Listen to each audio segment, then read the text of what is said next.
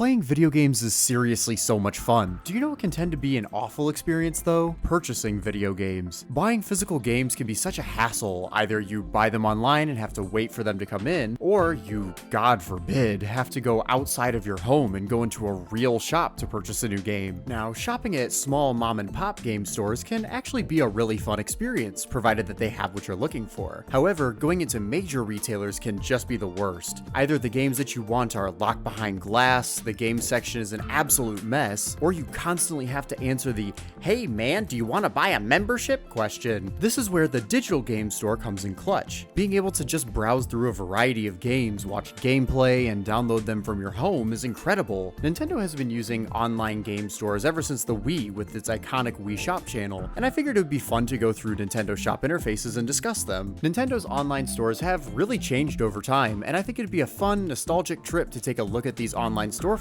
from decades ago. A quick note, since the Wii Shop Channel and DSi Shop channels are now closed, and I don't have a means to capture footage of the 3DS eShop, I have created a playlist of all of the videos that I used as sources to capture footage of these storefronts. The link to the playlist is in the description. Please go check those videos out if you want more footage of these storefronts. The Wii Shop Channel was Nintendo's first official attempt at creating an online storefront for their consoles. Nintendo did make some largely unsuccessful attempts at allowing players to download games over the internet, like the Satellaview or the Nintendo 64 Disk Drive's RadNet service, but many of the games that were distributed via these services are completely lost to time. The Wii Shop Channel was the first online storefront that really stuck for them, and it still lives on today through its iconic music.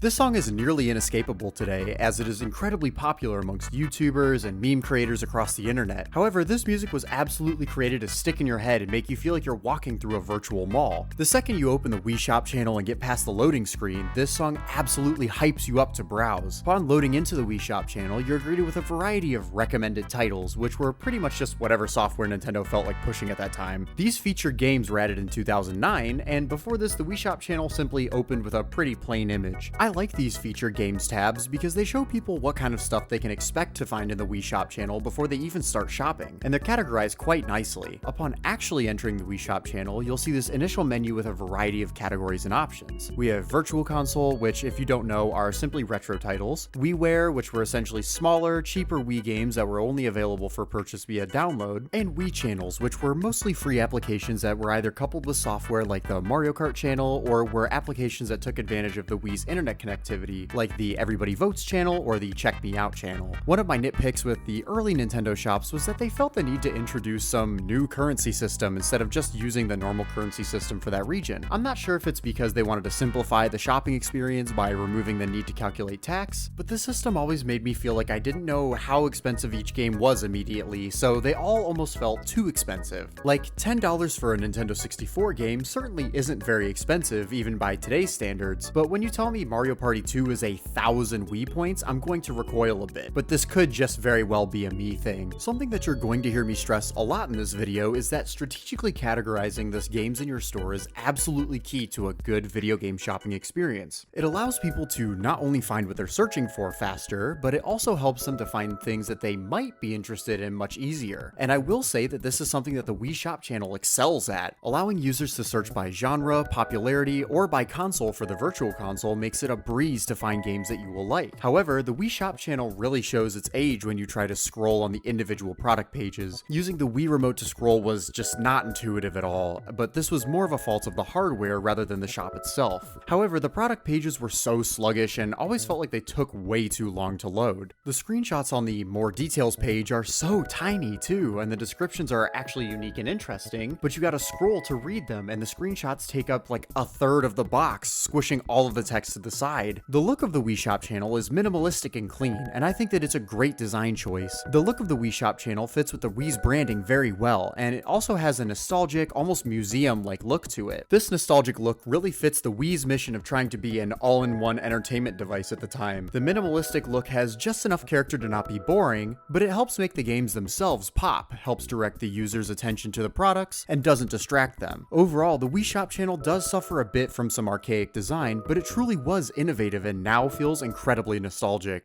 The DSi Shop launched a few years later in 2008. The DSi Shop was interesting because it had a lot in common with the Wii Shop Channel, but repackaged for the DSi. The music is unique to this store, and while it's not as iconic as the Wii Shop channels, I like that it's a little bit more simplistic, as if it's a much simpler shop. Browsing with the touchscreen is so much smoother than with a Wii remote, and these little pops of color in the panels are a nice touch, as they're not too distracting, but they liven up the shop a little bit. However, the DSi Shop made this really weird choice where they immediately categorize all the games by price, and to get to the other categories you have to click this Find Titles panel. Firstly, Find Titles is so vague. I feel like that could fit pretty much any action you're trying to make on an online storefront. Also, primarily splitting up these games by price doesn't really make much sense to me. People are not going to be able to find new software that they might be interested in easily under these categories. Why not split these up into different genres, publishers, or franchises, then ask the user what price point they're looking for? It's one thing to maybe sort by price or to have a hand-selected category that has great games under $10 or something like that, but when your primary way of filtering your store is just by price, that doesn't really help the consumer find what they want. I also don't like how this store only shows you 2 games at a time and is super sluggish to get to the next page. However, I do like that they show you a preview of the icon that will be on your home menu, along with using both screens to display info about the game and the almost comically large download button. The DSi Shop shares a lot of similarities with the Wii Shop channel, but I can't help but feel like for every good thing it adds something else that unnecessarily inconveniences the user. Now, the 3DS eShop is one that I have a whole lot of experience with. The 3DS eShop gets a whole lot of stuff right, but it's got its own quirks here and there. Firstly, thank God they moved the search bar to be accessible right when you hop on. In the previous storefronts, they always buried this in menus, which is just such a hassle, so it's nice to have this here. There's 2 primary rows here. The top row is pretty much the featured section, where lots of eye-catching and intriguing software is put right in front of you as soon as you enter. There are some categories here, like the Nintendo Selects folder, but the majority of this row is taken up by actual software. On the bottom, we have categories that feel much more curated and therefore much more reliable in terms of quality. Instead of just sorting through everything on the eShop by publisher, genre, or price, which you still can do, so you can find games at a good price, you can browse by franchise, look at virtual console games, and even browse games that are on sale, which was new to Nintendo shops at the time. There are some pretty pointless categories here too, like games with DLC or games for kids. While browsing through categories or search, really enticing graphics are displayed on the top screen as the game's title and price can be found on the bottom screen as you scroll. I think that this interface is really nice as it uses the 2 screens super efficiently. It also really does not feel claustrophobic, scrolling is nice and smooth, and it highlights the games incredibly well. However, this shop does follow through on the tradition that the other shops set by making the product page pretty bad. At first, it's not too bad since you're seeing the price of the game, its rating, its release date, and your balance at the top screen, with the description and bright blue tap to purchase button on the bottom screen. But as soon as you start to scroll,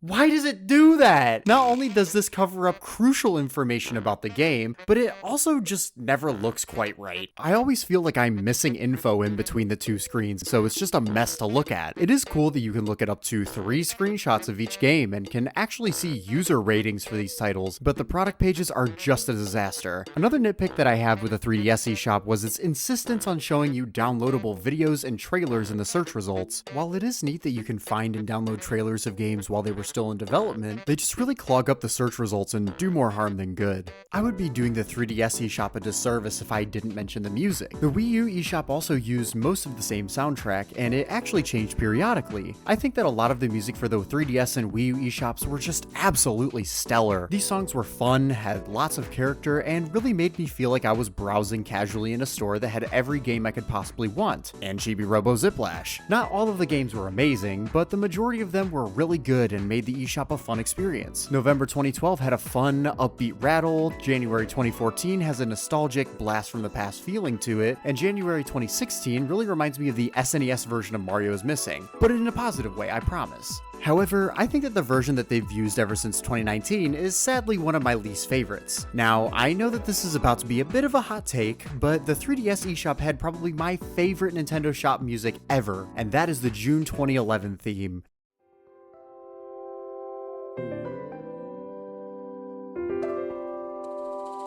This shop theme absolutely lives in my head rent-free. This theme is so incredibly soothing, and while it may not be as catchy as the Wii Shop Channel, it has this nostalgic, classic feel to it that makes me feel like I'm walking through a high-end store that sells Pilot Wings Resort. I would be satisfied if the eShops only used this theme forever, honestly. But regardless, all of this music brings me an inexplicable amount of joy, even though I primarily heard it when Nintendo was taking my paycheck in exchange for Yoshi's New Island. The Wii U eShop has this strange place in my heart for both good and bad reasons. Navigating the shop with the gamepad is absolutely effortless, making typing and scrolling super easy. I also think that the search results pages are much better, highlighting the purchase buttons in blue and allowing users to see more games and their ratings easily as they scroll. One problem that I do have is that for some strange reason, 3DS software also shows up on the Wii U eShop. I think that this is a remnant of Nintendo really wanting to connect your 3DS and Wii U together like Sony connected the PS3 and PS Vita with cross-buy. However, this isn't for software that's on both consoles, so all it does is clutter up the search results with software that you can't actually buy on this platform. There's something strange about the Wii U eShop that almost feels juvenile. These massive panels that just use character PNGs and blurred or solid backgrounds and category titles like fun on a budget just makes me feel like this is the interface for Elite Pad, not a $350 game console. Not to mention, these panels are huge and bump the actually good categories, like the Virtual Console releases, way down the page by having huge panels dedicated to Mario and games for kids again for some reason. What I do like about the Wii U eShop is the product pages actually. The banner at the top adds a subtle hint of personality, and these pages actually emphasize the screenshots more than the description, which I think is a good move. Video games are a more visual medium, so using images is going to be more efficient at influencing the buy. These pages also offer reviews to look at, as well as these weird questions that they asked about every game. I just want to know who was actually influenced to buy a game because they read that users said that it was for gamers, not everyone. I get what they were trying to do here, giving people a quick glance at whether this game is casual friendly or not, but I just think that this doesn't really give any real insight into the game before you buy. The eShop on both the Wii U and the 3DS also gave you related terms to find more games like the ones that you're currently viewing too, which is really great design and will help users find games that they like much more easily. The Wii U eShop feels like the kids menu version of a really good eShop. The Switch eShop is Nintendo's most recent online storefront, and its design takes a much more function over form approach. This store is laid out really well, showing tons of games and prices all at once, along with a nice preview image. I do wish that it would display the actual title of these games, but most of the images make up for this. The product pages are really nice, highlighting the screenshots of the game along with the price and the proceed to purchase button. Wishlisting is also super easy on the Switch too, which makes it really easy to see if any games that you want are on sale. The main categories are pretty good at curating quality games to showcase, although the recent releases tab is almost always cluttered with shovelware. I really like the bestsellers and coming soon tabs, as I find them to be super helpful to see what's selling well and what's coming up in the near future. I do feel like there's some slight lag on controllers when I browse on my TV, but using the touchscreen in handheld mode is unbelievably effortless. The Switch eShop is incredibly easy to use, but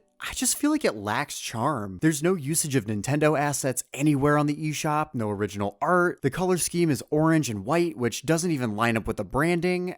I don't know. They did have some Mario loading animations when the 35th anniversary was going on, but it was pretty minimal. The Switch eShop is better, but it feels more sterile and corporate. There isn't even any music. It's completely silent, which makes me feel like I'm not allowed to be here. I mean, look at how much better it would feel with some music from previous eShops or even shop themes from Nintendo games.